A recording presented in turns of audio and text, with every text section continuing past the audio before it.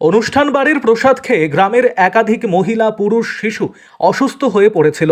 চিকিৎসা করাতে ছুটতে হয়েছিল হাসপাতালে। এবারে স্বাস্থ্য বিভাগের তরফে সেই গ্রামের মানুষকে স্বাস্থ্য পরিষেবা দিতে বিশেষ শিবির করা হলো। মালদার মানিকচক ব্লকের কামালপুর গ্রামে বিশেষ শিবিরের আয়োজন করল মানিকচক ব্লক স্বাস্থ্য বিভাগ। কামালপুর সুস্বাস্থ্য কেন্দ্র প্রাঙ্গণে মহিলা পুরুষ শিশুদের স্বাস্থ্য পরিষেবা দেওয়ার সাথে সাথে প্রয়োজনীয় ওষুধপত্র প্রদান করা হলো। স্বাস্থ্য দপ্তরের এমন প্রচেষ্টায় খুশি এলাকার সাধারণ মানুষ।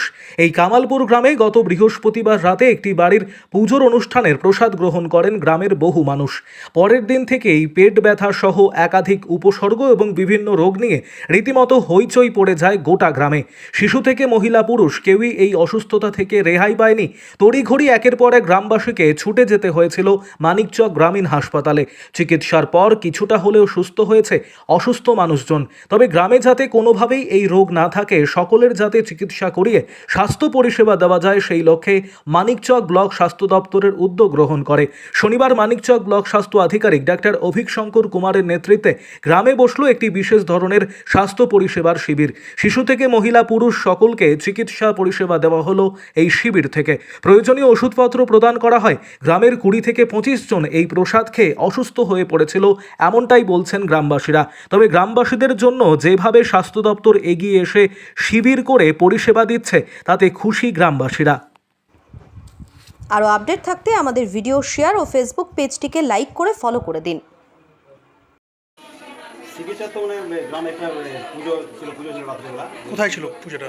পাড়াতে। আচ্ছা, কারো বাড়িতে? হ্যাঁ, কারো বাড়িতে। আচ্ছা। পুজোর প্রসাদ খেয়ে অনেকে মানে অসুস্থ হয়ে গেছে, আমিও আছি তার মধ্যে।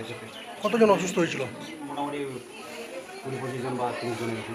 কী ধরনের অসুস্থতা দেখা গেছিল তাদের? বলতে কি প্রাথমিকভাবে পায়খানাও ছিল, তারপরে বমি তার সাথে। আমারও হয়েছে পায়খানা বমি। এখনও মানে ওই পেটটা কীরকম একটা ফিল করছি। হ্যাঁ। এই ধরনের মানে ফুড পয়জন হয়ে গেছে মনে হয়। তারপরে কি করলেন? তারপর কালকে সকালে গেছিলাম হসপিটালে গিয়ে ওখানে ওষুধ নিয়ে আসি। আমার স্ত্রী ছিল, ওনার সাইন টাইন লাগিয়েছে। তো কী বলেছিল ডাক্তারবাবুরা? কিছু জানিয়েছিল আপনাদের? না, বলতে ওষুধ দিয়েছিল, সাইন লাগিয়েছিল। বলেছিল এলাকায় আরও গিয়ে কোনো রকম ক্যাম্প করবে, কিছু বলেছিল? দিদি বলেছিল সে ক্যাম্প হবে? হ্যাঁ, আমাকে ইনফর্ম করবো যে একটা শিবির হবে এখানে।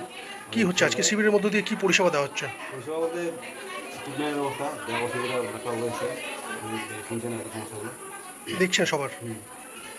এখন কি পরিস্থিতি গ্রামে? কি ওরকম রোগ আর আছে যে? কিন্তু না, কালকে যেরকম ছিল আজকে অনেকটা ইয়ে হয়েছে আর কি। কার বাড়ি ছিল যার বাড়িতে খাওয়া দাওয়া করে এরকম হয়েছিল? পাড়ারই একজনের বাড়ি।